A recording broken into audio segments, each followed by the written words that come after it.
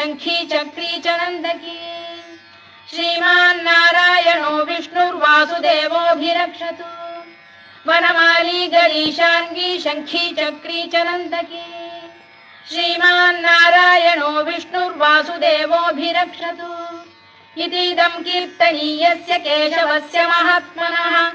नाम्नां सहस्रं दिव्यानामशेषेण प्रकीर्तितम्